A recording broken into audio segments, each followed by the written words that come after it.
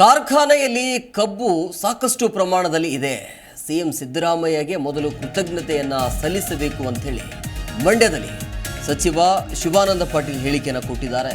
ಕಳೆದ ಬಾರಿ ಕಾರ್ಖಾನೆಗೆ 50 ಕೋಟಿ ನೀಡಿದ್ರು. ಅದರಿಂದ ಮೈ ಶುಗರ್ ಕಾರ್ಖಾನೆಗೆ ಜೀವ ಬಂದಿದೆ.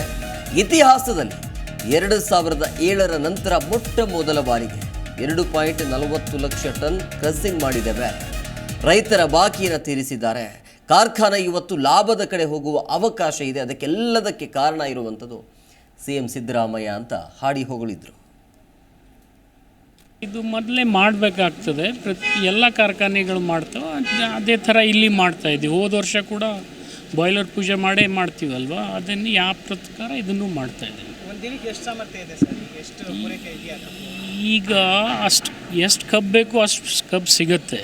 ಅದರಲ್ಲಿ ಏನು ಸಮಸ್ಯೆ ಇಲ್ಲ. ಯಾಕಂದರೆ ನಿಮಗೆಲ್ಲ ಇದಕ್ಕಿಂತ ಮೊದಲು ಇತಿಹಾಸ ಹೇಳಬೇಕಾದ್ರೆ ಮಾನ್ಯ ಮುಖ್ಯಮಂತ್ರಿಗಳಿಗೆ ಕೃತಜ್ಞತೆ ಹೇಳಬೇಕು. ಲಾಸ್ಟ್ ಟೈಮ್ 50 ಕೋಟಿಯನ್ನು ಇಲ್ಲಿ ಜಿಲ್ಲಾ ಉಸ್ತುವಾರಿ ಸಚಿವರು ಎಲ್ಲ ಶಾಸಕರು ಒತ್ತಾಯದ ಮೇರೆಗೆ ಅವ್ರು ಕೊಟ್ಟರು. ಅದರಿಂದ ಈ ಕಾರ್ಖಾನೆ ಇವತ್ತು ಜೀವ ಹಿಡಿದಿದೆ. ಮತ್ತು ಇತಿಹಾಸದಲ್ಲಿ ಏನು 2007 ನಂತರ ಮೊದಲೇ ಬಾರಿಗೆ 2,40,000 ಕ್ರಷಿಂಗ್ ಲಾಸ್ಟ್ ಟೈಮ್ ನಾವು ಮಾಡಿದ್ದೀವಿ. ಮಾಡಿ ಎಷ್ಟು ಕಬ್ಬು ಅರಿಬೇಕು ಅಷ್ಟು ಕಬ್ಬು ಅರಿದಿದ್ದೀವಿ. ಜೊತೆಗೆ ಎಲ್ಲ ರೈತರು ಬಾಕಿಯನ್ನು ತೀರಿಸಿದ್ದಾರೆ. ಮತ್ತು ರಿಕವರಿ ಕೂಡ ಹೆಚ್ಚು ಕಡಿಮೆ 7ವರೆಗೆ ರಿಕವರಿ ಮಾಡ್ತಕ್ಕಂಥ ಒಂದು ಪ್ರಯತ್ನ ಲಾಸ್ಟ್ ಟೈಮ್ ಮಾಡಿದ್ದಾರೆ. ಅದರಿಂದ ಕಾರ್ಖಾನೆ ಇವತ್ತು ನಷ್ಟ ತುಂಬಿಕೊಂಡು ಲಾಭದ ಕಡೆ ಹೋಗ್ತಕ್ಕಂಥ ಒಂದು ಅವಕಾಶ ಇದಕ್ಕಿದೆ. ಜಿ ಕನ್ನಡ ನ್ಯೂಸ್ ಈಗ ನಿಮ್ಮ ಮನೆಯಲ್ಲೇ ನೋಡಿ. ಎಲ್ಲ ಕೇಬಲ್ಗಳಲ್ಲಿ ಈಗ ಲಭ್ಯ.